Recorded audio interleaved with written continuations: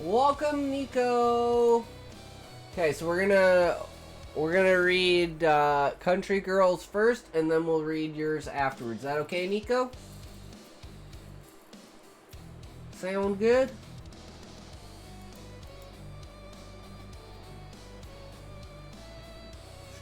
Take another toke before we start this, and then we'll get right into it. So this is chapter 11.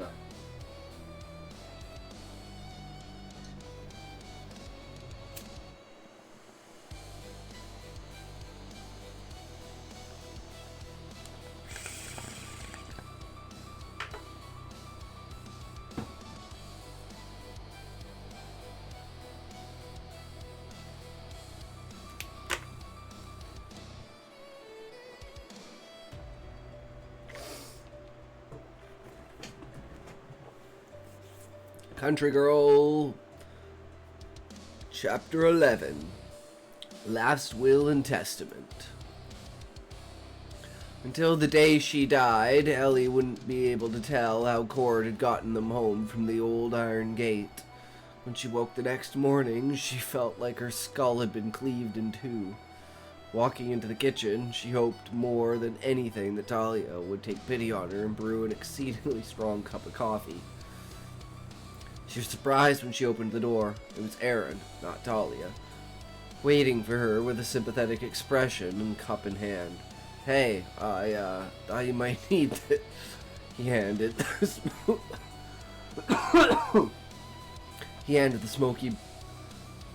smoky blown glass cup to her slowly. One glance told her it was the same drink that she had woke up to after the first night of the disastrous family dinner. Looked like it helped you in the morning. Couldn't help but notice you might have had too many last night. You made me that drink before? Ellie asked, more than a little dumbfounded. The notion that her blood brother did her a silent favor was jarring, to put it lightly. I thought it came from Cord. I'd imagine he's better company after a hangover than getting rid of it, Aaron said, taking a sip of his own glass. Drink that whole thing, you'll be feeling better in no time. What's in this? Beets and carrots mostly, and a good helping of cinnamon. Aaron chuckled to himself.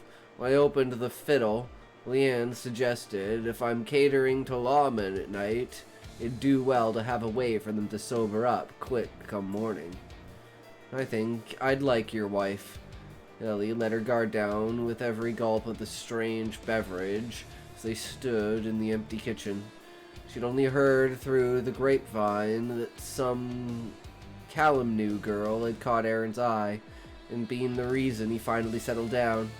She'd only seen rough sketches of her niece, named for their mother. Sounds like she has some grit on her. Gran said the same thing. Aaron's eyes twinkled in a way a man only does when he thinks about a woman who has his heart. She keeps me in line, all right. Wish she and Cassie would have come. Maybe the three of you could come for a visit. Heaven and earth. Did she really just say that? Is the ranch as a whole actually hers to invite people as she chose? Now that I'm home for good, I'd love to get to know them. I think they'd like that, Aaron said. He nodded before moving to the door. I like this because this completely solidifies instantly without question and just out of nowhere. Yeah, okay, so she's not leaving. She's not gonna be like the elder from somewhere else, like, you know, because I'm wondering, like, is she gonna go back to her house where she was? Is, like, she gonna move back here? So, I like having that just kind of answered like that. It's a really, really good way to work it in. I think they'd like that, Aaron said. He nodded before moving to the door. He turned to look back at her and spoke just loud enough for her to hear. See you later, Elder Karras. Elder Karras. Those words rattled around in her head as she walked toward the back door of the ranch house and down the path to Cord's designated workshop. She'd grown up in awe of her gran for her strength and steady hand in every job that life had handed her. That responsibility was all on her now. She was Elder Karras. Morning. Cord gave her a once-over when she walked into his workshop. How's the head? I think it might just be the worst hangover I've ever had. Ellie settled into the workbench. Erin's miracle cure had taken the bulk of her splitting headache. The rest she could muddle through. Cord had drawn the curtains, revealing that last night's activities punished his head as much as hers.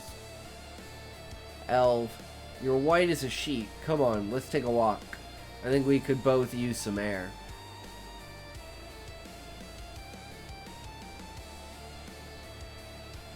This just feels a little weird.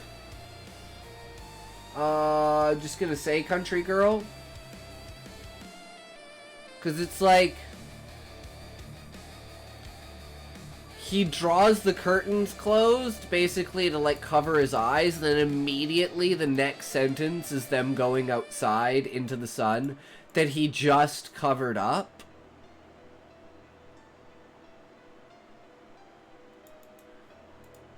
Unless I'm misunderstanding the word drawn.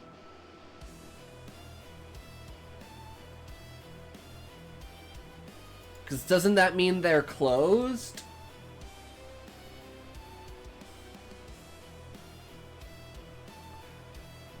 So I think a good segue here would be him opening it and being like kind of flinching against the light, kind of signaling like, you know, it's gonna be just as bad for him, but it's something that they should do. So I think that like the idea of the curtains is great. It's just having him like open them despite, you know, so it's like if this is meant to be like open and then him like, you know, revulsing against it, make this more character action. Like he groaned as the light hit his eyes, revealing that last night's activities punished his head. And that would be absolutely perfect. And it leads straight into this. It is, and I need some consulting done. Never had a hangover myself. Light sucks. So, but he's right. Getting fresh air, getting the vitamin D from the sun, getting out and taking a walk and getting like your muscles moving, keeping hydrated, that's the best thing you can do for a hangover. The worst thing you can do is just stay in bed in the dark. You gotta get up, get your blood flowing, get your body cycling it out, sweat it out a little bit. So you're definitely on the right direction. But yeah, just having him throw open the curtains, be like, "Fuck, that's really bright." But yeah, we got to go out there. Maybe swap that with flinch at the sunlight. Yeah, I'd say just like literally keep this line, but just be like, preface it with, you know, Cord opened the curtains. He flinched or squinted against the light, revealing that last night's activities punished his head as much as hers. And then he looks at her in the light. Nah, best thing you can do is take 10 shots. I have a queen. I have a queen. Fuck. I have a friend who thinks exactly like you, queen. Plus, her idea of pre-drinking is drinking a 2-6 before she shows up at the party. That she planned that she's 3 hours late for.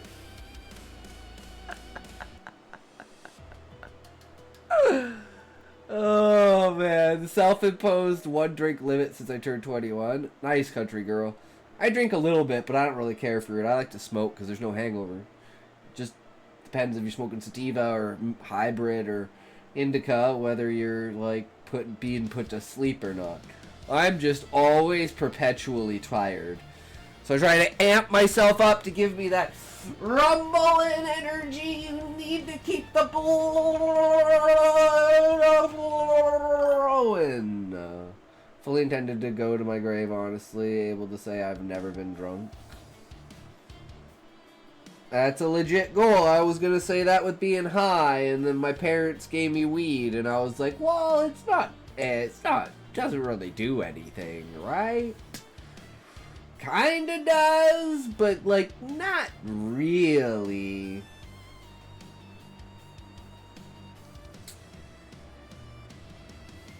Weed for me is kind of more like a habit. You get a hangover because you're dehydrated. If you drink plenty of water while drinking, you won't wake up with a hangover. And don't drink sugary drinks because sugar will increase the amount of water, and then the more water you drink, the more you'll have to pee, so the more you dehydrate yourself. So it's kind of a... You gotta find that nice little balance. Plus put a little bit of salt in the water. A little pinch of salt in every glass. That'll help. I like my dangerous Kool-Aid drinks. Queen, I used to do Jello shots, and I'd make Jello shots, and yeah, I would just... We'd have, like, you know, the little plastic, like, you know, the little kind of paper type. You like, you put, like, McDonald's ketchup in, the little tiny, like, paper holder things. That you would put, like, condiments in at, like, fast food restaurants. Yeah, I'd put the Jello shots in those, and you just, like, fold them back into your mouth, so you just wouldn't have to worry about, like, scooping them out of a cup or something. You could just, like, peel them back and just suck them right up. Fucking, oh my god, I get so hammered. Because it takes a while for it to break down in your stomach. So you're like, well, I didn't do anything, that didn't do anything, that didn't do anything, that didn't do anything, that didn't do anything. The guy is wrong about that.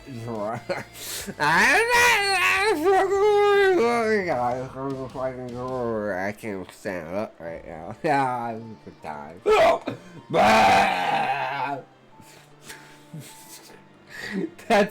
That's my drinking experience. This is gonna be a pack of those for my 21st birthday, and stuff tasted like cough syrup. Kool-Aid drinks. Yeah, I got way too much Jello shot. Oh, Jello shots. Cause you're supposed to like you're not supposed to like swallow them. Then you stand up. Stand up. 1 tequila, 2 tequila, 3 tequila, 4.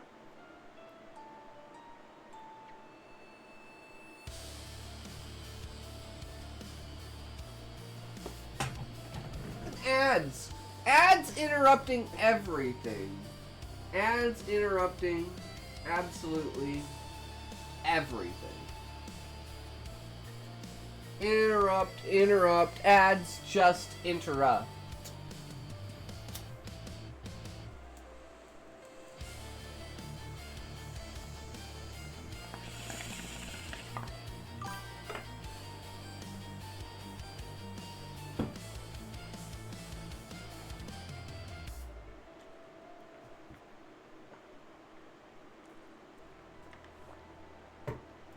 I'm back, both from ads and helping my wife. Hope I didn't miss anything directed at me. Welcome back, Sean. No, Sean.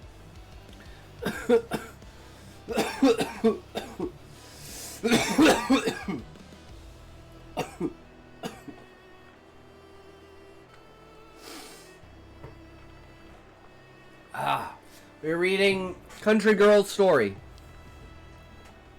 We're discussing hangovers. Hell, if you're white as a sheet, come on, let's take a walk. I think we would both use some air.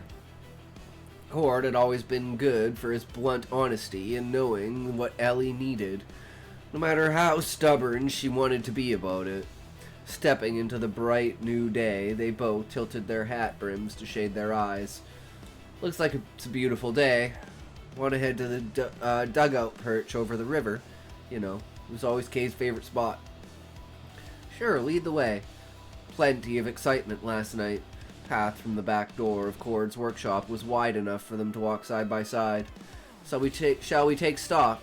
Do we have to? Ellie let out a heavy sigh that felt like it had been building since leaving Hollow Point's front gate the night before. Unless you're about to tell me I really dreamed it all. Depends on what you remember, he said as they found the sheltered dugout in a sharp bend just a few feet above the moving water. Taking stock of what they called a habit they had developed in times of unease. Or taking stock was what they called a habit. It was a way of making sense of things and coming to solutions between themselves. Yes, I'd call it very necessary given everything. Renee and Asa She closed her eyes, the vision of both leader wraiths still fresh in her mind, as was the sinking feeling in the pit of her stomach. That should have been her first clue that her life was fundamentally changing. At the moment, she was completely oblivious to what being singled out on the ceremony naturally meant. Both Asa and Renee knew who would be, by rights, be the person to lead the ritual burial. Did they look at me to lead the circle of filling in Gran's grave? Yep. Thanks for that. She breathed out, truly grateful for his stepping in beside her. I don't think I could have finished it on my own. That was a really good scene. Don't mention it. He squeezed her hand lightly, and after that, the release ceremony. They had come to it. Pinnacle of the evening, and the one moment that would define every day of the rest of the life. Gran came to me. She named me Elder. She did. Cord's gaze rested where the flames had found a home at the end of the release ceremony. Or did you not notice the new marks this morning? Is anyone else getting a Lord of the Rings vibe, or is it just me? I haven't read Lord of the Rings since I was like 12.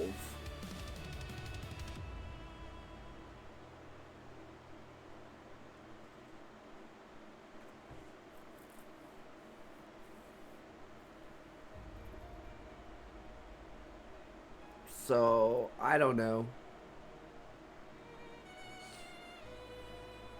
I mean, it's really good flow. Language is good. Sentence structure. The dialogue. The voice of the characters. 2 bullets. One on my heart and the other on my shoulder. Typical Gran. Her words bit as she spoke them. Was it fair to blame Gran for what she was feeling now? Probably not, but it wasn't fair of Gran to hoist all this on her with no warning. Blatantly avoided looking in the mirror getting dressed. Sorry, I didn't get that last part. The dialogue? The character voice? The sentence structure? The word choice? The flow, especially the flow of dialogue, where you're like using the dialogue to describe and set the setting as well as the inner character voice. It's like you're doing like everything all at once and it's all flowing, right? That's kind of hard to do because sometimes it feels a bit jumpy. Like I'll say like something is kind of abrupt, but nothing here feels abrupt. Everything feels like it flows into the next thing, like, you know, it's like 1, 2, 3, 4, 5, right? Instead of like 1, 12, 16, 4, 18. What the fuck is going on? Who made this fucking counter? Or sometimes it can feel like that. Night wasn't a complete waste of time. We had some of the Iron Gate's top shelf stuff. Not sure if it's me or you, but it's buffering like mad. It might just be Twitch. Try and maybe, I don't know, let's see.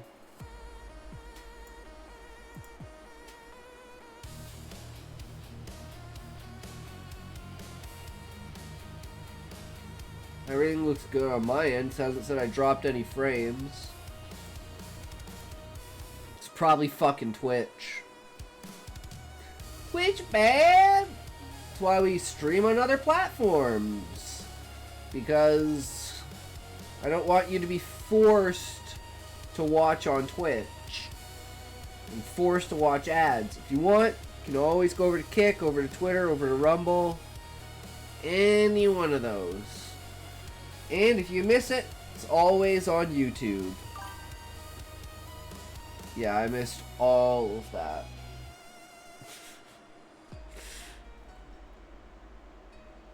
Well, just know it's coming together well,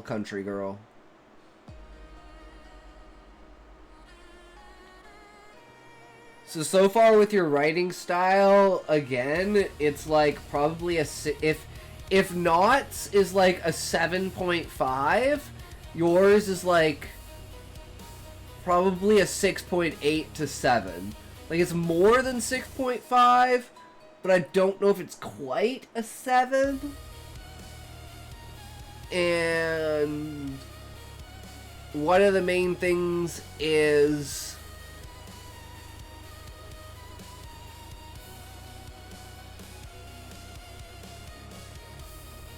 how do you say this? Like,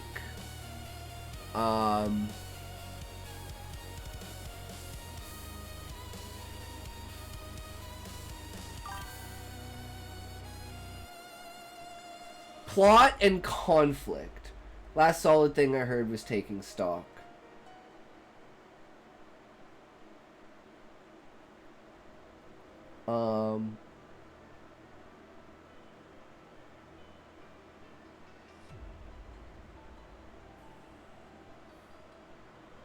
Like other, like, I guess stakes. We're on chapter 11, and and it's like, okay, well, she's the elder now, so it's like before we had the stakes of like Kingsley, right? And so it's like, and you kind of got that out of the way, but it's like before you get old stakes out of the way, the best thing to do is make new stakes. So adding something else, like something like there's a reason why Kay died, something like, I think that would really elevate the story, is having a bigger, grander, oh fuck, what's going on in the background conspiracy, you know? And I think like Kingsley getting slapped around and stuff shows that maybe there's not the biggest thing for him in the background, that he's not, like, he was feigning control, he doesn't really have control. So I think what could really elevate the story earlier on is a lot higher stakes. And an escalation of stakes leading up to it. Phone seems to want to work. Are you back, country girl?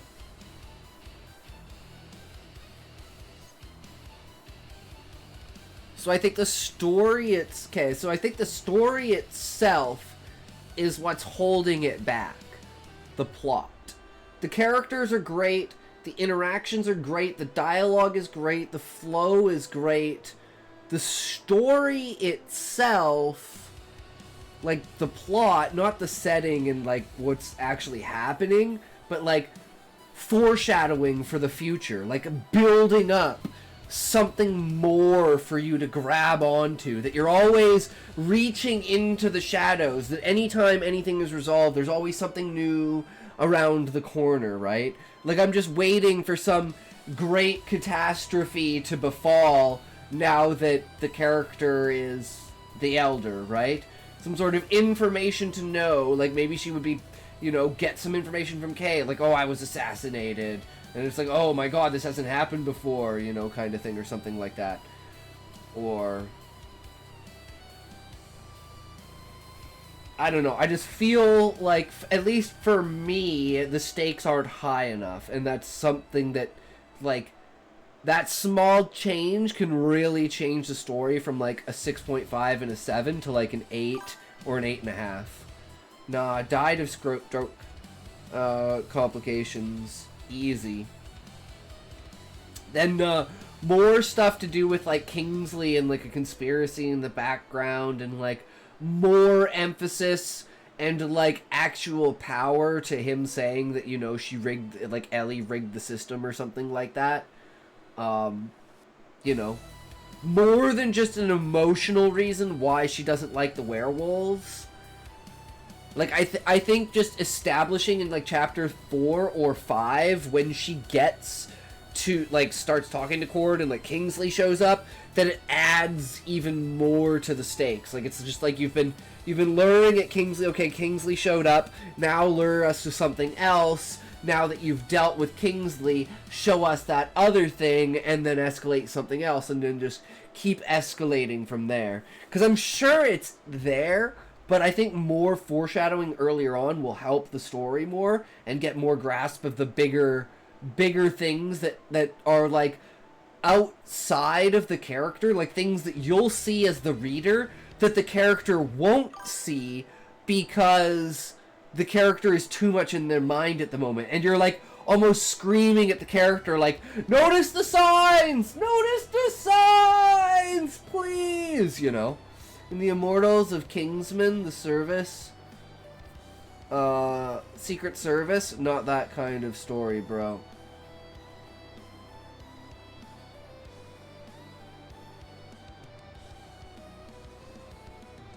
Oh, Kingsman, not that kind of story, and then shoots him in the head. You know, the whole idea of like, oh, the evil monologue and then the escape, which is funny because he winds up escaping either way because he winds up in the second movie. But the butterfly man. But yeah, I see what you're saying. But yeah, I think just elevating, we've been programmed for big world-ending, altering stakes. Yeah, but that's just, well, it's, like I said, that's my bias. That's me personally, right?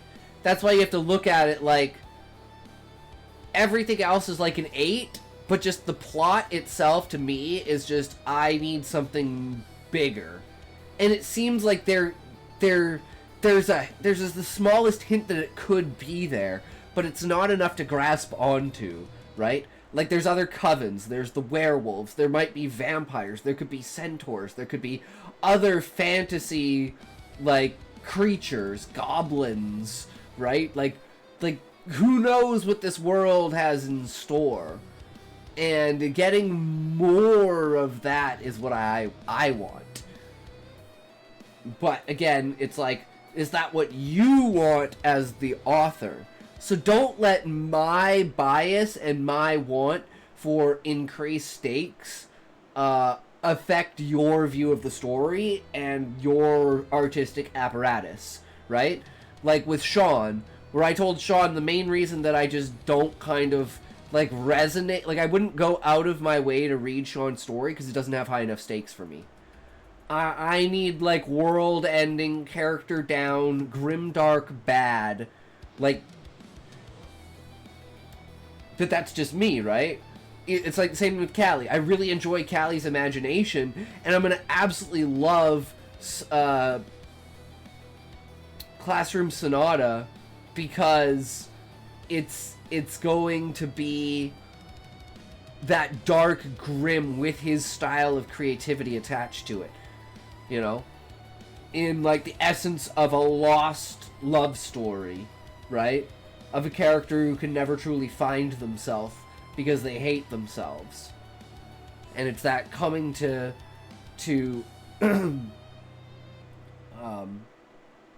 like the understanding of accepting who you are as opposed to like changing yourself for other people to have them accept you. And that's like everything that I love in a story. So that's why, like, in bias, I would rate it at a higher level. But that's just my insight, right? Take it as you will. Night wasn't a complete waste of time. We had some of the Iron Gate's top shelf stuff. Cord's eyes glinted. Now, this is an intimate personal story with stakes to match. Sounds good. It's not my kind of story, but that's, you know, that's what I'm here for. To get eyes on a story from a different perspective, right?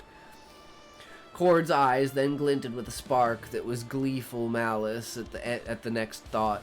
Not to mention, I'd have paid big to see Marshal Adama lay your old man out like that. I'll admit to enjoying that part, she laughed, her face lighting momentarily.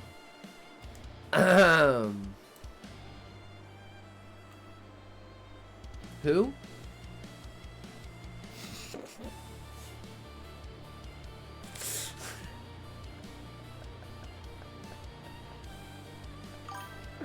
Some of my hard and fast rules. The plots concern the characters involving and no children solving adult problems. Makes sense, Country Girl. It definitely sets a tone for it, right?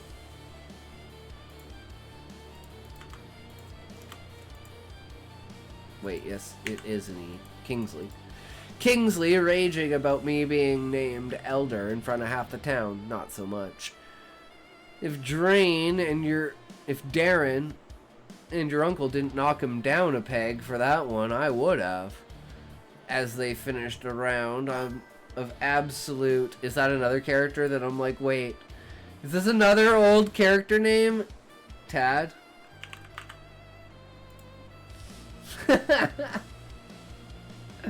That's why we do this, right? That's the main reason why we do this. Because it's looking at it from a pair of eyes that's not locked in, so you don't look over things like that, right? Because you can go over it 1,000 times and there'll still be a spelling mistake. If Tad and your uncle didn't knock him down a peg for that one, I would have. So he finished a round of almost adolescent laughter. He looked at a little more considering. Might not have gone as well. Tad has more than 7 inches and at least 30 pounds on me. That sounds bad. You should say half a foot.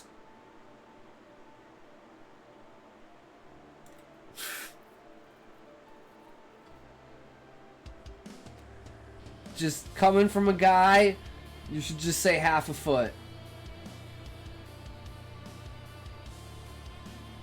Just has half a foot and at least 30 pounds on me.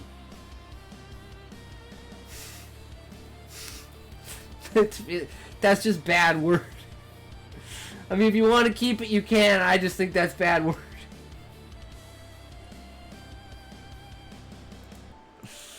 Damn, bro, you got 7 on you? That's brutal. It's just the way that height is described versus other things.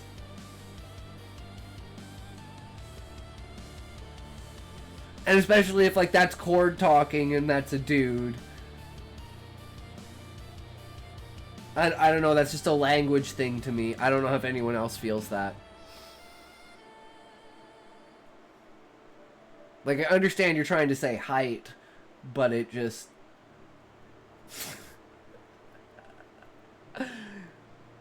It evokes something else in me, let's just say that. You knew, didn't you? Ellie could hardly look at him with that accusation in the air. Hattie?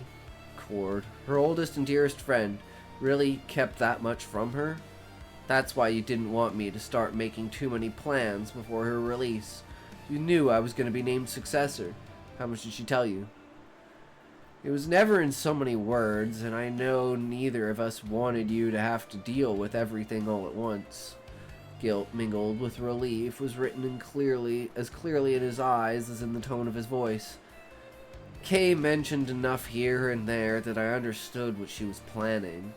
She knew she was near the end, and she also knew who could be trusted to take care of the family and the coven after she was gone. Neither one of you ever told me, she asked. She felt empty and betrayed that they thought she couldn't handle the knowledge. Now she's gone, and everything she spent her life building in the coven is mine. Not to mention most likely everything in this place. You're not making it better, Cordero. Wait. I thought his name was Cortez.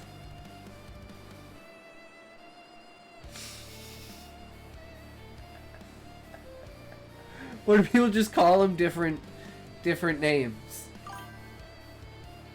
Cordero. Oh, his first name is Cordero. Okay. Okay. Not making it better, Cordero. You know that way women always say your name when they say their name? Okay. So that Cord was short for Cortez, and I was just like, maybe is that like a Spanish thing to have like the D instead of the D?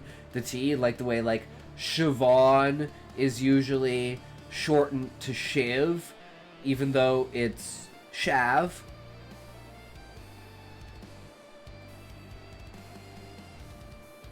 Or Shav. You're not making it better, Cordero. I'm sorry, Elf. Cord knew he had to tread lightly. Neither one of them had a habit of engaging in their formal names unless the discussion was serious. I really am. I know. She stopped, willing her mind to calm long before a question that demanded to be raised. Cord, I need to ask you something, and I want you to answer honestly. Nothing but the truth from me, you know that. Leaned back in the earth wall, waiting for her to speak. Yes. The truth had always been said without question before. One or two lies of omission didn't change the rule. Shoot. Do you believe Gran knew what she was doing? Asking this question to him was like asking it of her innermost self. Ellie had to hear it from the one person left in the world who knew her without exception. Do you really think I can make a good elder? One, yes. Kay Rel Karis was one of the best people that either of us ever knew. And, I don't care what your father or anyone else says, she kept her wits to her last breath. Put a hand on her shoulder where the fire had touched her. Touched it. And two, yeah, Elv, I trust in your future. Always have. Always will. You have what it takes to lead the coven and make your Gran proud. That's what I heard from her last night when she named me. She said she trusted my future, she whispered, remembering the warm security of love that had washed over her when Gran's spirit had engulfed her. Thank you, brother. No problem, he beamed at her. And I want you to know something else. No matter what happens, I'll be right here by your side. Something tells me I'm gonna need that. She paused. The air had changed abruptly, the breeze had faltered, and the atmosphere had grown heavy without warning. Wait, do you feel that? It's the wards for Kay's study. Somebody's in there and not supposed to be. They stood together, climbing out of the dugout. Cord offered an arm. We better go see what your family is up to. This is your house after all. Oh, Karis Matriarch. Karis Matriarch, she scoffed, still disbelieving. Head of the coven was one thing, but how could she be the head of the family? Speaking of, Ellie said, shaking her head a little, Kay, care to guess what Aaron just called me?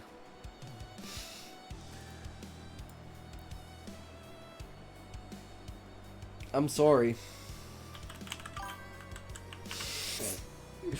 Well, if Kingsley's drunk ramble last night is any mile marker, that could be a long list of possibilities.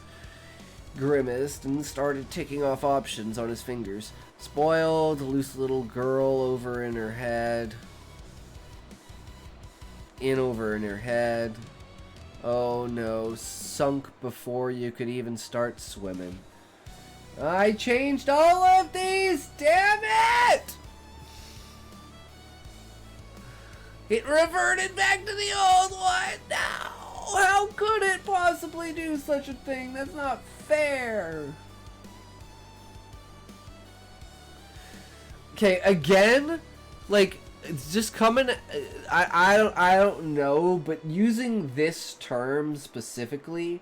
Like, I don't know if this is intended, country girl, but this to me feels like calling her a whore.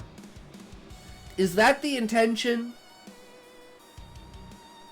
Or is it more of a to do... Okay. I just wanted to make sure.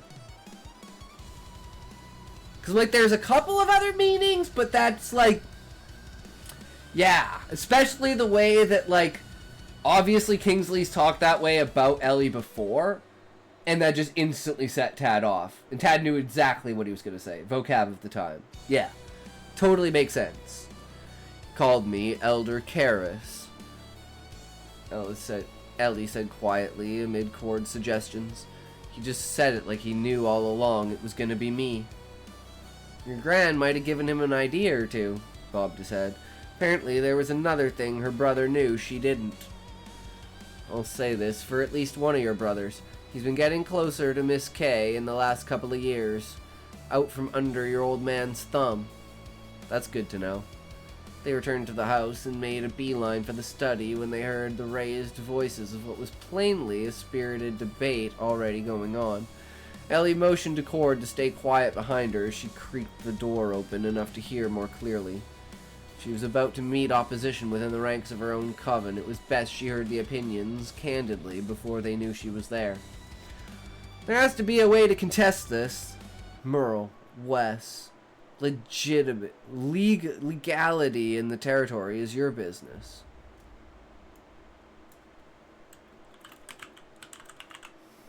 It happens. It happens, okay? We just, you know, fix it, move on. It's not published yet, right? Right? It's not published yet, right?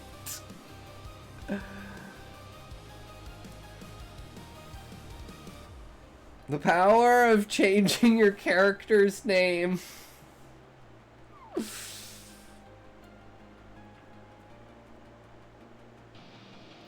Kingsley's tone matched the anger, if not the intoxication, of the previous night. Ellie caught a glimpse of his reflection in the mirror.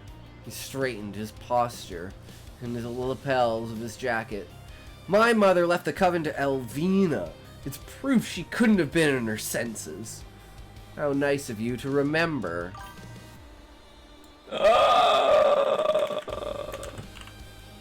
I'm just gonna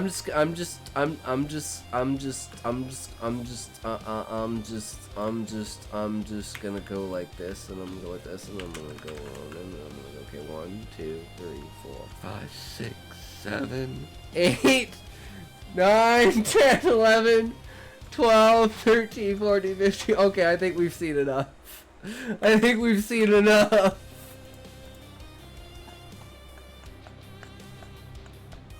I think your entire, oh fuck, it's middle of ads. Okay, you didn't need to see that.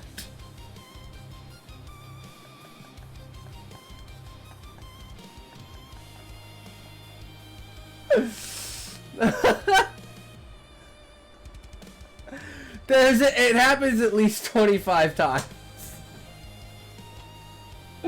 I was like, this has to be the last one, right?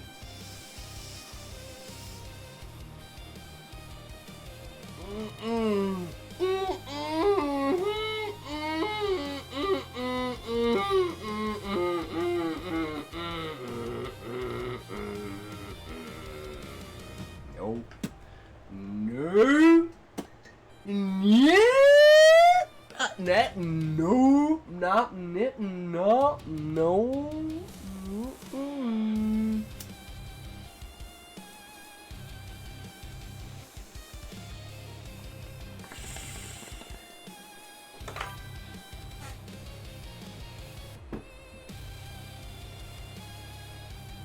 Welcome back.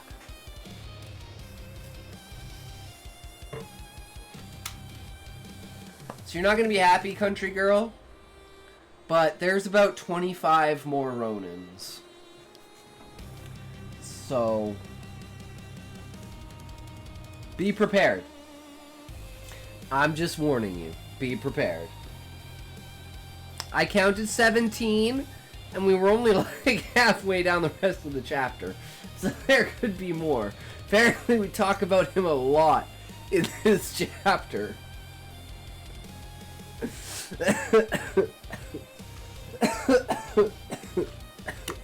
I'm not kidding. I am not kidding. I control F'd it to try and find out. I was like, it has to be the last one. No.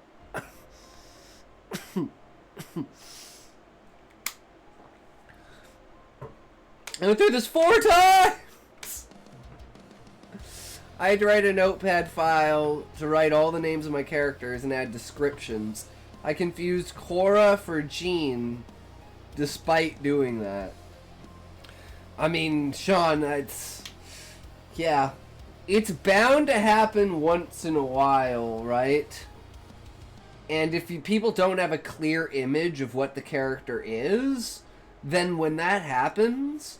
So now I'm thinking about this would be a good litmus test to sneak in. Because this is, like, I do this. This is, like, I guess I'll give away the secret, guys. You purposefully make a mistake and see if someone notices.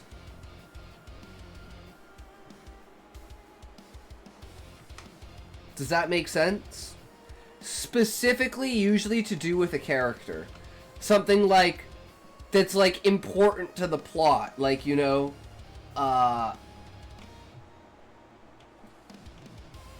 like a scar the character has, or something like that, or something like that.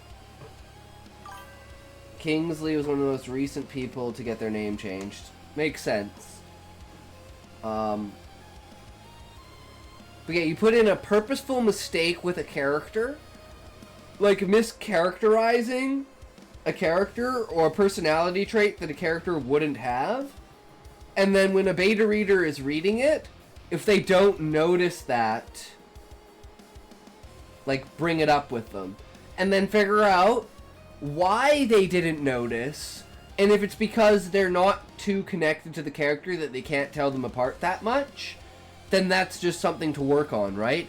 So it's basically a way of setting traps for beta readers in order to, like, test yourself. Second only to Marcus Oslo, who was named Kieran.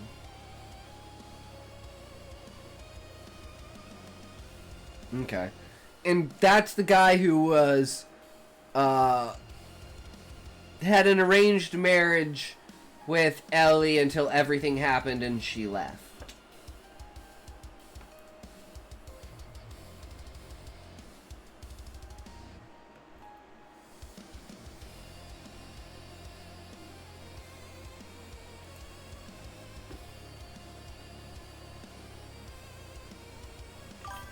Yes. Perfect.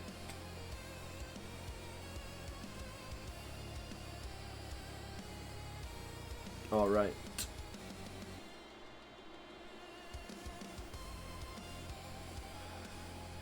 How nice of you to remember, Kingsley, Merle Crowley said in mock conciliation. While Ellie couldn't see the coven factor, she could swear she heard the raising of his eyebrow and bristling of his mustache. We already told you.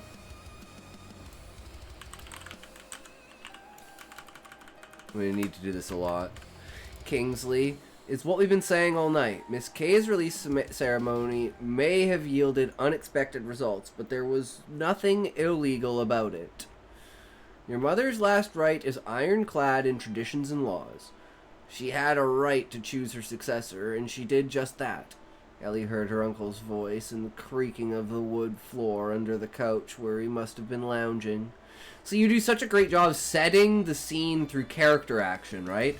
This character does something, and something catches their attention, and then it causes to set the scene. Like, this is so well done in your writing. Just, like, it's... You've, like, almost mastered doing this in dialogue. Like, that's a really big strength to have. A lot of people can't do that. A lot of people just set the setting and then have the dialogue, right? But character action should always be your medium through which the world is seen. So that's how setting should be described, right? Your daughter was named publicly. Pretty sure... Yeah, it's just one L. Good to hear. Yeah. I have no idea what... Oh, there's no I. Okay. And accepted by witch, wolf, and wraith alike. At least by what old Renee has said. Nothing was left to chance, and no knot untied. As of last night, the only one who has the power to say Ellie isn't elder is Ellie herself. I like this here because before you're thinking, it's like in this chapter you've confirmed now two specific things. First is, well, she's staying there. And in your head, you're thinking, well, of course she's staying now she's said it because she has to. Especially since action tags are among the last things I add. Yeah. Yeah. Well, that's part of the process, right?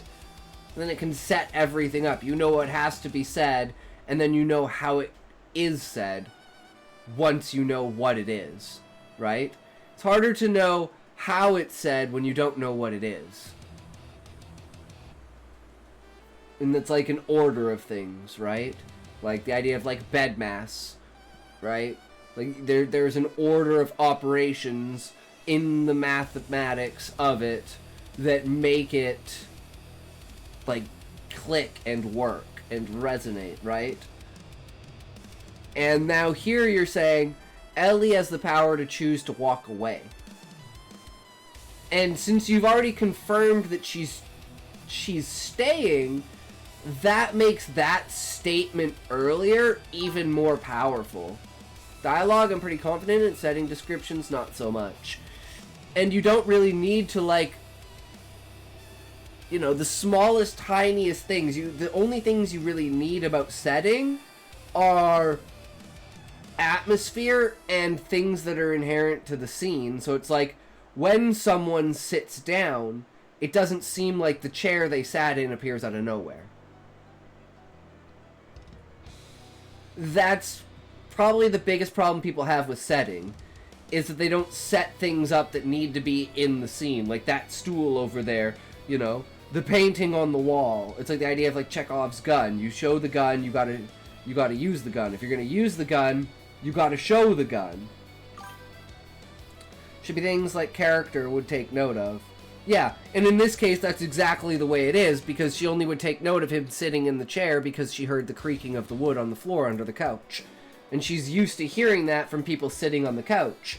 So she's building an image in her head, which is building an image in your head.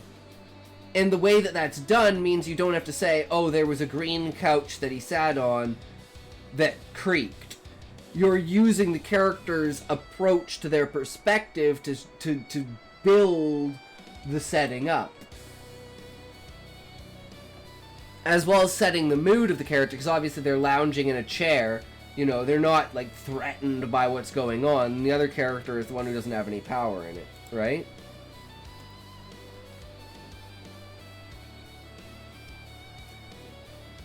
Which means it would likely be in my best interest to say this in front of witnesses.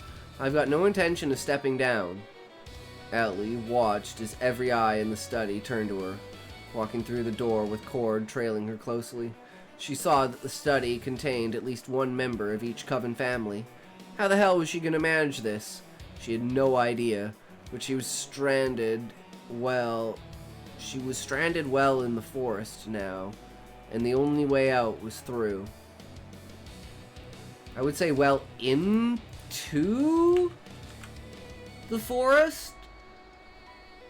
Because she walked herself kind of into it now? But I don't know.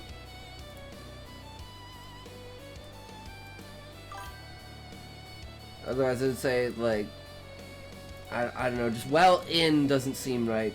Color of the couch probably wouldn't come up unless it provided a mental stimulus, such as the faded green fabric of the couch reminded her strongly of the times her grandmother cuddled her on this very couch.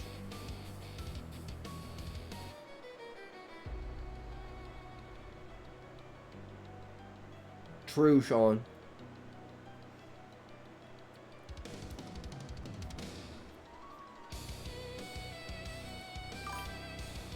Oh, I meant to change that to deep in the forest.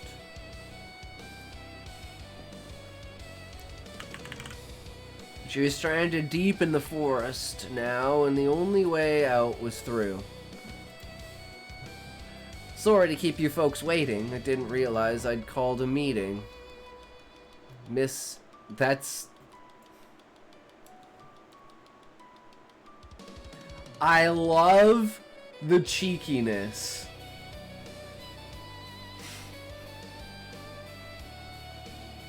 What a way to start. And it kind of reinforces her non-formality towards this, right? So now my question from this is, how will this change over time? I don't like in there. I'd use either into or deep in or within that setting, but that's me.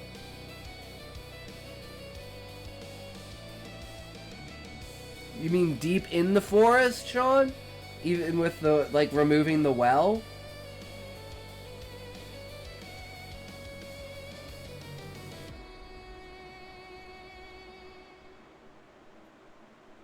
I mean, I kind of like well into the forest, but it depends, right? Yeah, like deep within the forest. She may be new to power, but has to fake it till she makes it. Hey, that's what everyone does. Fake it till you make it. Miss Ellie, I wanted to speak with you last night, but there was no time. Deeply sorry for your losing Kay. Merle gave a respectful inclination of the head. A gesture echoed, but the rest of the party, save Kingsley. And, of course, if there's anything you need from me or my family, just say the word. Thanks, Merle, I appreciate that. Ellie had always admired the older man. She knew from experience he wouldn't bow to her father's will easily. I was actually hoping you would help me in going over the records of the last few years.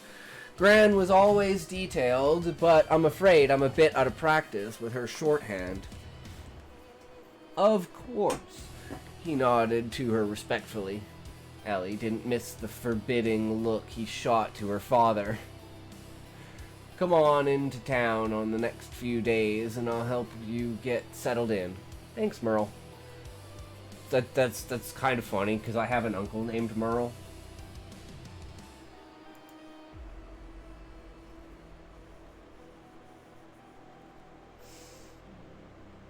Now, I could point out that this is all no coincidence that my father called you here to try overturning Kay's last order within 24 hours of her release ceremony. Ellie looked around at the men gathered in the study. These were men that, yes, Kingsley had been trying to work on undermining. These were men that, yes, Kingsley had been trying to work on undermining her. But they were also men that had respected Kay and looked to the Karras family for leaderships. Hi, homie. Hey, Hugo. How's it going, brother? Welcome, welcome. How are you, good sir? How's your day going, Hugo?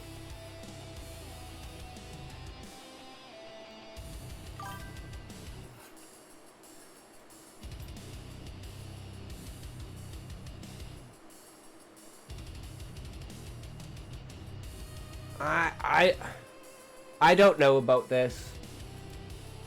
These were men that, yes, Kingsley had been trying to work on undermining her, but they were also men that had respected Kay and looked to the Karras family for leadership for decades.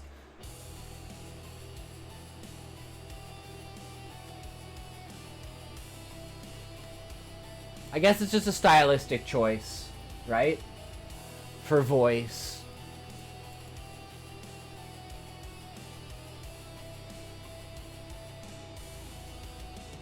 It is rather awkward to read. I feel like removing the yes would make it like, these were the men that Kingsley had been trying to work on like, to undermine her. Right? Like, just like, less than 40 hours of the baby to get here? For the baby to get here? Wait. Your significant other, Hugo, is pregnant and expecting?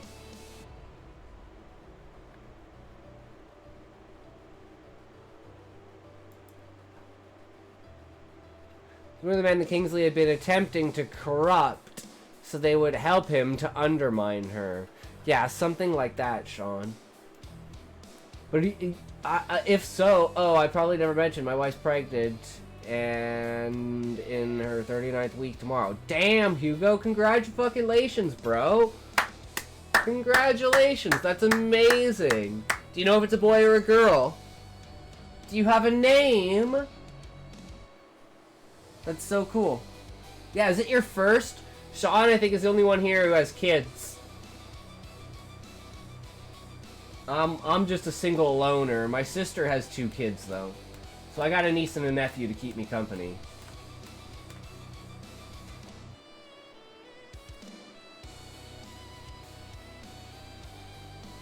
Not my first. I already have a little boy. This one is a girl. Aw, so cool. Yeah, that's the way that my brother-in-law wanted. He wanted the protective older brother, and then like 2 years later, the younger sister. But he was going to keep going until they had one of each. They got what they wanted. Stopping there. Got the 2, the boy and the girl. Don't need to go any further than that. Like I always say, girls are cheaper in diapers.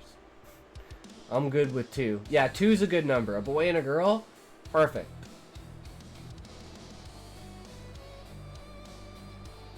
Well, congratulations, Hugo. I hope everything goes super smoothly. Until they discover makeup. I think Sean's kids are in their 20s, so... But I could be wrong.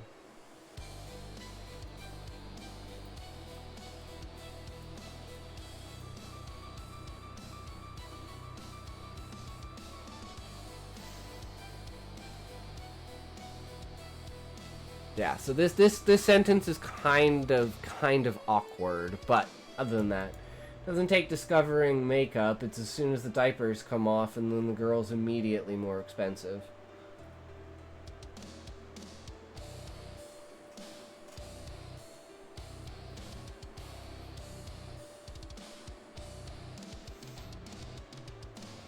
I could see it. Respected Kay and looked to the Karras family for leadership for decades. If she had a prayer of taking her position successfully, it wouldn't do to alienate them, at least not yet. That doesn't seem productive. Allow me to make this chance to say I appreciate that each one of you has aided my family in the past, and I hope I can prove myself as elder on my own merit in the future. We supported your grandmother for over 40 years, and she was one of the finest elders in living memory. Jet Clemens stepped forward. He gave a brief appointed glare to Kingsley.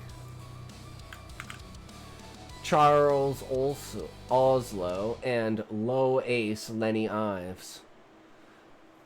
She didn't have any trouble believing that they were her key opposers. And the rest got dragged into the clandestine meeting. The transition might not be smooth, Miss Ellie, but we will stand behind you the same. They wet the bed more often due to their smaller bladders. Their toys have approximately 20 times as many side purchases and accessories. They tend to want literally anything cute, even if they've already got 50 at home. The list goes on. And you want to spoil them like a princess, Sean. Whereas your son, you're like, no, you're tough. Suck it up. Go play with the baseball we have at home. I totally feel that, Sean. Why does she get everything? She's a girl. Learn that's what girls get. You should treat women like that. All women deserve to be pampered, and you should dote on them. You should... hang on their every word, but you gotta be manly about it, and confident, and strong, and protective. Not arrogant. That's how you get them to fall for you. And then you can buy them all the pretty things and make them happy that way. Am I on the right mark?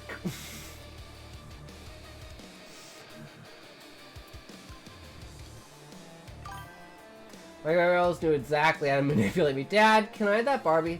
Hell no. Okay. What about that $250 Power Wheel? Sure, princess. It isn't a Barbie. Daughter. Daddy, I need $100. Me. Okay, princess, here you go. Son. Dad, I need $10. Me. Well, that's why you have a strong back, so you can work.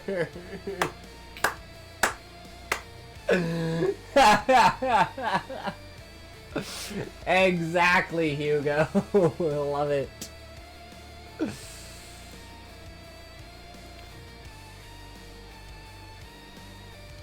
It's just a cultural thing, man. You can call it a stereotype all you want. Dolls are fine. Barbie is to blame for a large majority of eating disorders in the world. I mean, fair enough, Sean. Fair enough, right? Fair enough. Botched BBL. Yo, what's up, brother? How's it going? Welcome, welcome. I mean, as long as you're boycotting on principle, right? That sounds about right to me. You guys want to hear a funny story about Barbies? So, for Christmas, because my niece is old enough now, my dad got her, hey, I'm starving myself right now because of my Barbie. If Barbie was real, at those original Barbie proportions, she'd break in half. Yup. So my dad got my niece a Barbie, and so we're sitting there at Christmas, and she's opening it up, and my dad leans into me, and he goes, look. And I look at it, and I go, what? And he's like, I wasn't sure if I should return it or not. And then I looked at him, and I looked back at the Barbie, and I burst out laughing. Do you know why?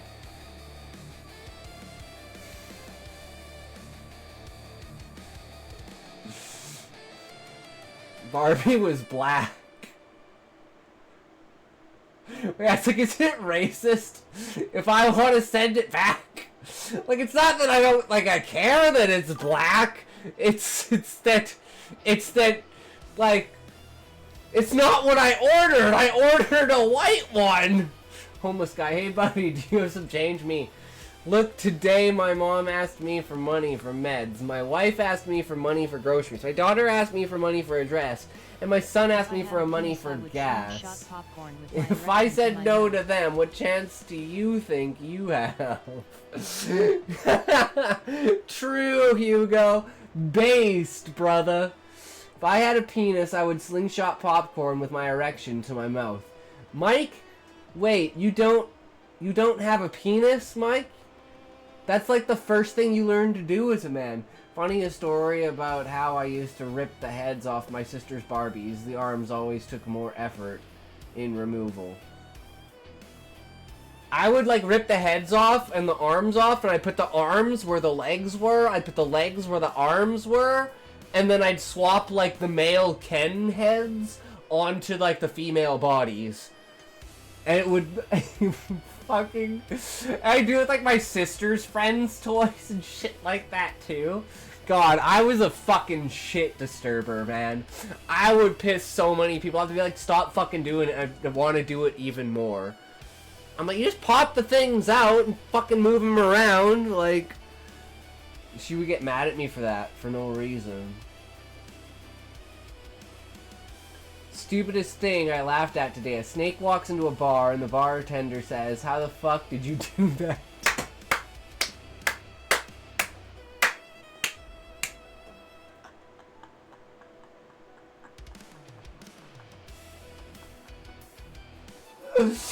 Oh my god, that's fucking beautiful, Hugo.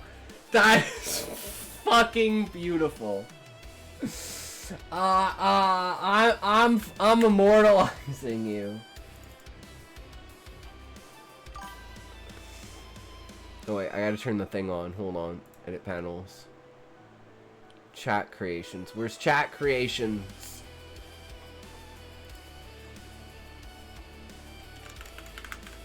There.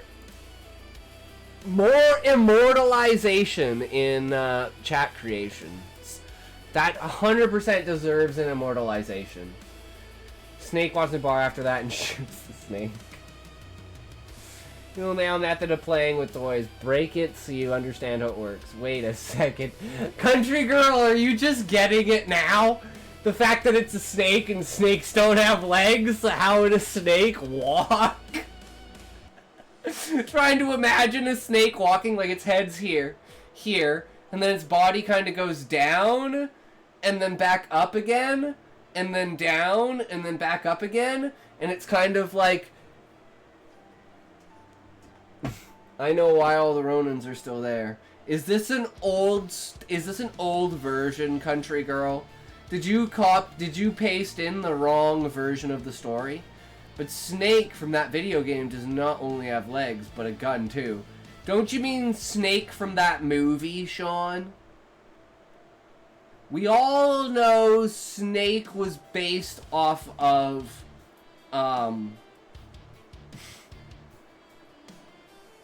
why am I fucking forgetting the name now? I don't know how to say Planters. I had the name in my head before I started talking. It's not Pulowski. The fuck is his name? I can't remember. Copy and pasted from Dabble, not the official Scrivener draft. Ah. Pleskin, right? I'm sure there is a movie with gunman named Snake, then G.I. Joe is Snake Eye. Escape from New York, Escape from L.A., Kurt Russell. That's what inspired Solid Snake. He's literally called Snake because he has a snake tattoo on him. Pleskin. I'm pretty sure it's Pleskin. I don't know what his name is. Now I'm less frustrated now. Okay, that sounds fair. That sounds fair, Country Girl. Apple with the ads. We're gonna apple dab, dabble ads. It's an apple dab, dabble ads, apple dabs. You're a dabble lab. Can you dabble ads? I add your dabbles. I'll add a dabble to your dabble ads with add and dabbles dabble ads. A dabble ad and add a dabble to your ads and add dabbles ads. Those ads got a dabble of the dabble ads for an ad that dabbles in the ad'll dabble. You'll never dabble in ads. I'll dabble in a dabble dibble, dabble dobble, addle dibble, dabble dob. No ads for the dabblers.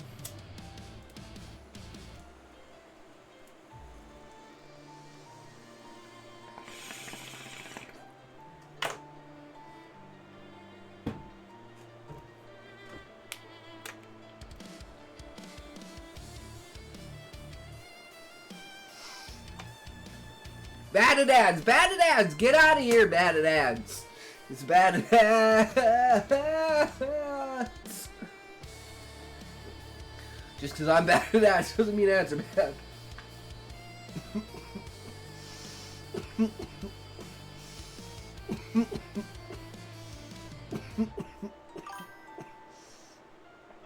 Okay, computer is working now. Nice. Alright.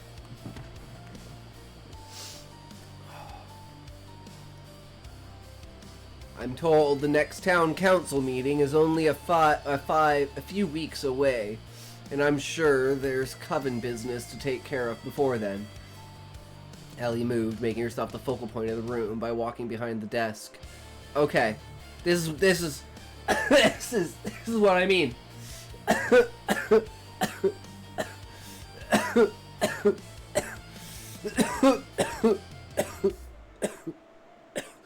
I don't remember there being a desk.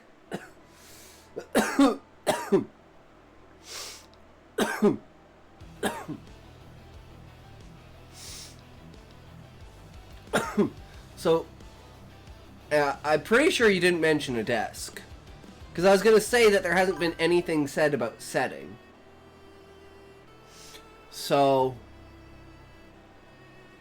this is the point where I would say the desk comes out of nowhere. So somewhere earlier, like for instance, while she's talking, right? That's where it's like before she begins talking, step one, before she begins talking, she eyes the room, then she eyes the desk. So now you know there's a desk. Then she starts talking as like she runs her hand along the desk, moving around maybe objects that are on the desk. Maybe caressing the design of the desk, if it's important, right? And then have her go towards the desk as she's talking. but it's still the same scene. So this is what I mean by things feel like they just pop out. It's relevant to the... If it's not relevant, right? If it's not relevant to the scene at all, I wouldn't even include it. But if it is relevant, and it's like kind of like a scene, a show of authority, right? Like she's walking behind the desk that no one else would walk behind. Kind of set that as her, like, showing her power and manifesting her power, right? This is her exerting herself for the first time as an influence over everyone in the room. And she's doing it in this almost nonchalant kind of, you know, simple factor of like, I know you guys are on my side. You guys wouldn't be against me, right? Oh, that would suck for you guys if you guys were against me. Like, that's kind of the feeling I almost want to get off of her. Because you know that she's playing. So it's not like it ruins or feels wrong with the character. You know she's putting on a face, and maybe this is her going too far with it. Right? And then maybe she can self-correct later and be like, maybe that was, you know, too much of a show. So then it's kind of like she dials it down from there, but then everyone thinks of that as a really important moment when they go, well, remember, you know, if she makes a mistake or something happens like that, you refer back to that being like, well, people make mistakes, look at what she can do, right? And use that as the source reference for people. I think that's really powerful. And use the desk as symbolism for her obtaining that power and that perspective. I think that would make it really powerful, especially if, like, this desk is something she does paperwork at, like, regularly, and this is, like, a room she's regularly in. If this is, like, her office, like, make this desk a symbol. But anyways, that's where it's, like, a sign of there was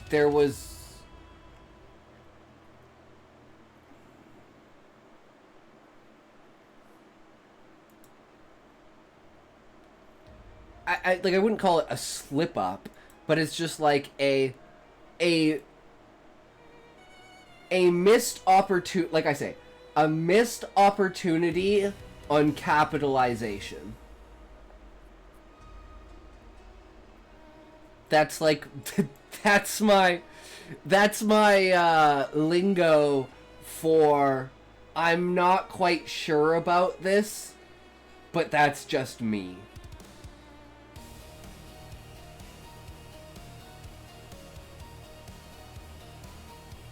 Now okay, here it is. By walking behind the desk. Oh, whoops. Well, that didn't work.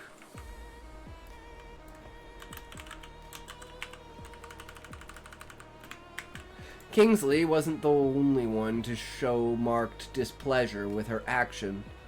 Merrill's concerned expression grew deeper. Merle's concerned expression grew deeper, and Charles Oslo breathed audibly, taking a step back. Even Uncle Wes straightened up in his posture, though he seemed more proud than alarmed. Now, if I can interest you gentlemen in some lunch, we can eat and then get to work. Starting with Kay's last will and testament. Merle, am I correct in assuming you have it with you? Cord helped Talia present refreshments and small foods, and when the plates emptied, it was time to settle into business.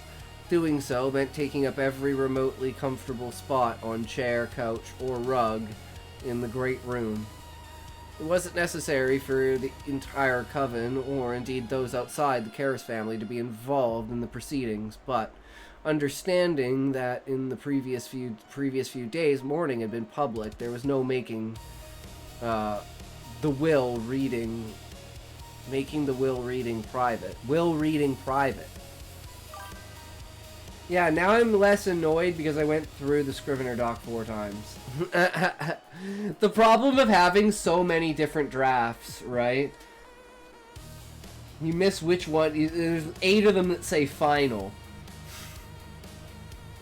Final FX, final FX music, final FX music image, final image, music, FX, sound. What do you mean? Sound? There should already be sound. What the fuck is this? Final. It's like buffalo.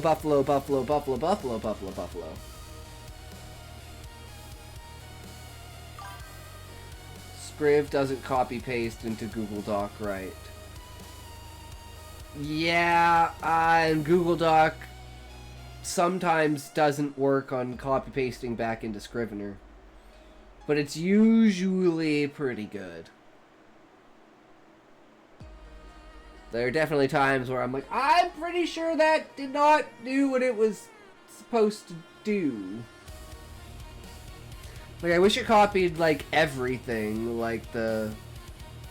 That way I didn't have to read it in Google Docs, but it would be, like, the same layout format and everything. So that it'd have, like, all the colors and symbols and all the images and fanciness. That's the one nice thing about Google Docs. At least if you have, like, a limited word count.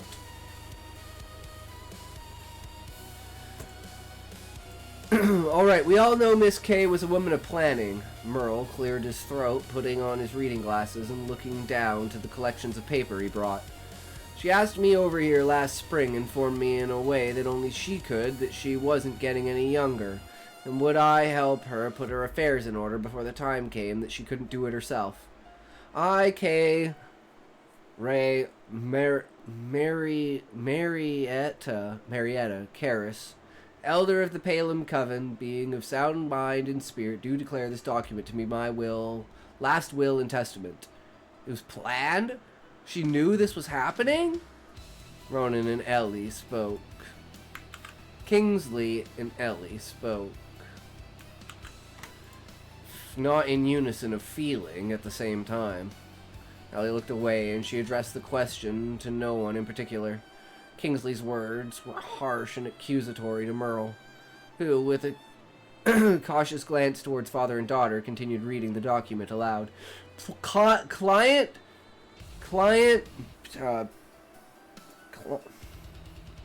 Doctor-patient confidentiality. Client-patient confidentiality.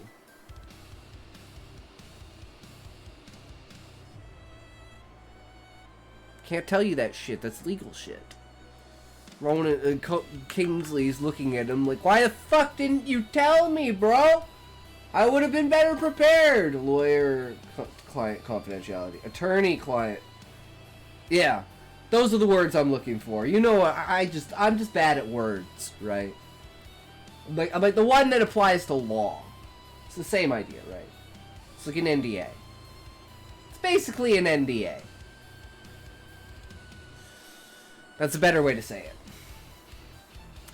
Yes, ladies and gentlemen, I am aware that I will probably not last the year. Before you go blaming Merle for keeping my affairs private, Kingsley, he was doing his job and carrying out my orders as I wanted them. A ripple of amusement touched everyone in the room. There were general murmurs to the effect of it was just like old Miss K to take things on stride and in her own terms at the very end. I leave the care of the Palem Coven in the capable hands of my granddaughter, Elvina Karras. Ellie, you grew from this house until it was time to see what the world could offer. I always strive to do right by you, and I hope you will find it in your heart to forgive my past mistakes in raising you. Concerning Hollow Point House and the ranch, I also leave it to Ellie. Generations ago, our people settled it as their base of operations, and there's no reason to change that now. I leave it up to her to continue or break the contract with our circuit riders as she deems necessary. Cord, Talia, and Dylan, I want you to know that I appreciate everything you've done over the years. You've all been so much more than hired hands, and thanks. You all have a home and jobs here for as long as you want them. If you decide to leave, Ellie will, I know, give you whatever you need to start over. Ellie nearly gasped, looking at Cord, Talia, and Dylan together. Dylan is Jake, the barn manager. Okay. Makes sense. I was like, wait, I swear that name is wrong. So the exchange she had noticed between them the other day was likely shared knowledge that the three had the fate of the ranch. Is it Jake Dillon? I recognize that name. I don't know what it's from, Sean. Is that like a professional sports player? Of course, he had lived with Kay for years while Ellie had been away. Why would it be surprising that they could expect her to say Jake Sutters? I don't know. Dylan Hall? Fuck if I know. If it is, I couldn't have a clue. I detest sports. I don't know that reference. Me neither. I think it's just a name that just resonates. It just sounds like someone who's famous, right? Jake Dillon. The curse of the double names. When your first name is also a last name. And your last name is also a first name.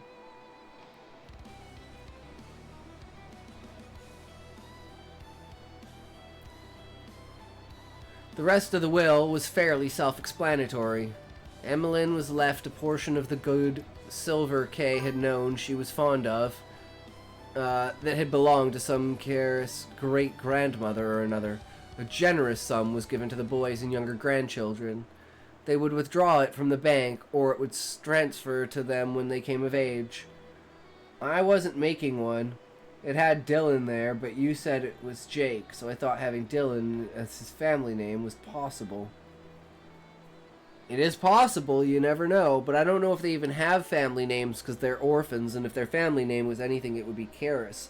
But they can't be called Karis, right? So I think that's actually kind of complicated. But I don't know. They could withdraw it from the bank, or it would transfer to them when they came of age. Elam received a hunting rifle that had belonged to their great-grandfather, Matthew, and Aaron a small black book that contained all her ties to liquor, beer, and wine suppliers from trade routes all over the country. She knew nothing was dearer in the world to him than his saloon, the Liar's Fiddle. When Merle reached the end of the last page, he looked at Kingsley, whose expression had become more and more engraved by all he had heard and not heard in the last few minutes. He handed him a sealed letter. Jesus! This is for you, he said grimly.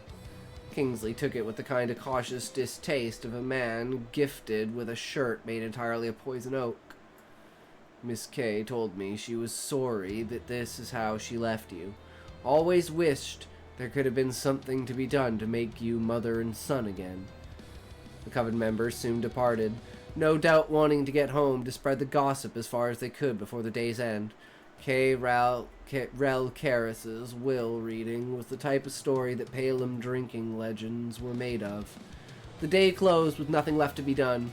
The coven had a newly confirmed elder, and Hollow Point had a new woman to call it hers. Nice. Nice closing up there.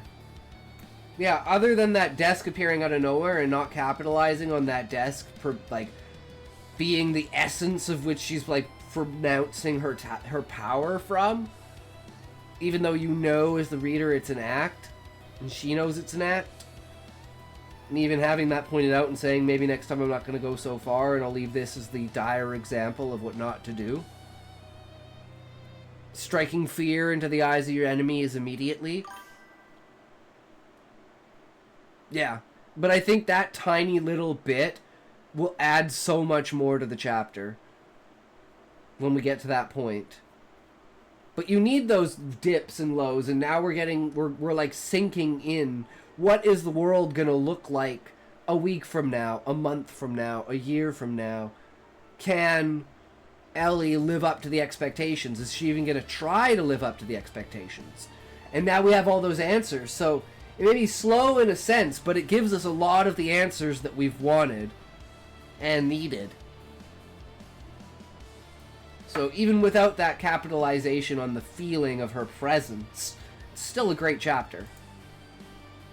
It moves everything forward, and it tells you how the alliances with the characters and the coven are, the houses, you know, their attitudes towards it. And I even like the best part is the way that she doesn't want to immediately go in. She wants to hear everything. Because I was like, at first I was like, well, why wouldn't you want to immediately go in? And then it's like, oh, because you don't want them to change their opinions. That makes so much sense. I didn't catch that. I wouldn't have even thought about that. That's like she's in leader brain, right? And then that leads into how she plays the act out.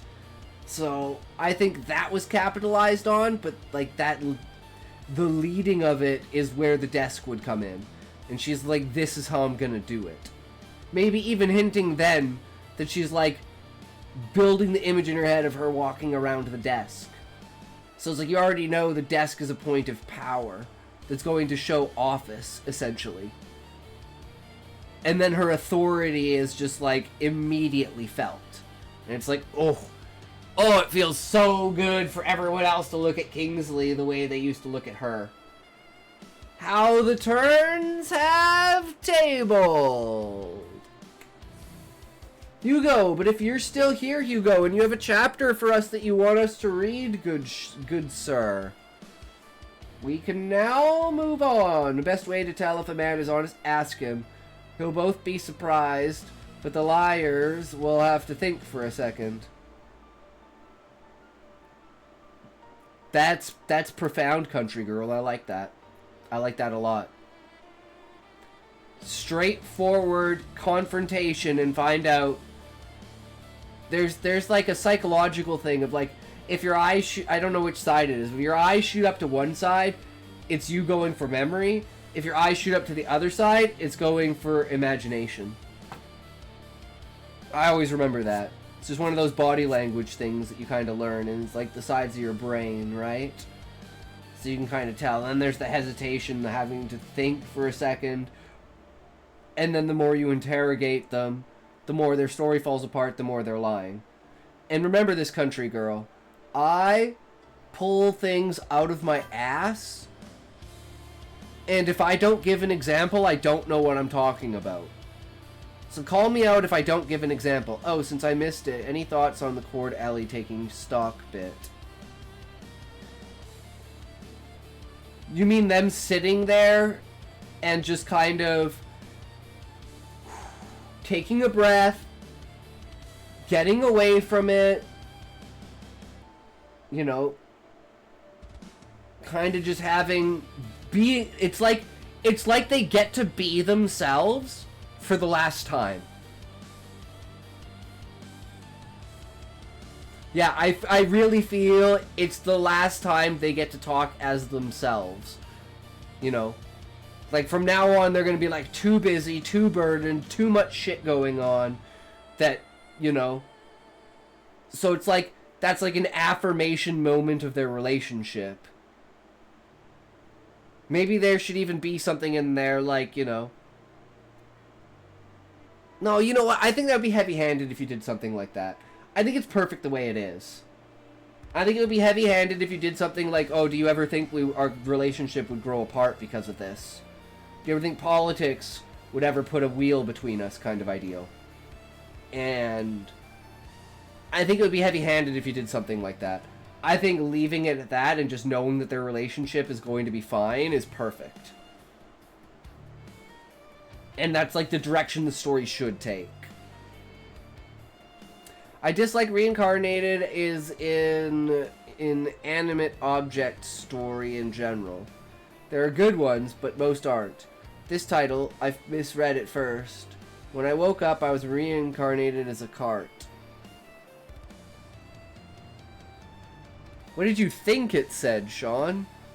As a cock?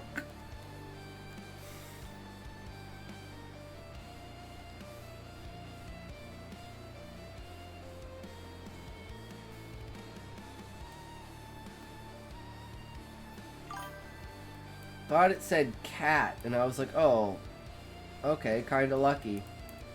Would be a nice moment, but they both know that's physically and spiritually not possible. Yeah, I think it's just the way that it's done is fine. But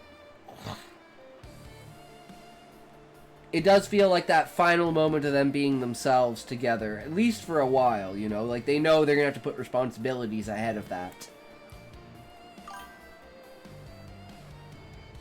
Sweet. Glad I can help.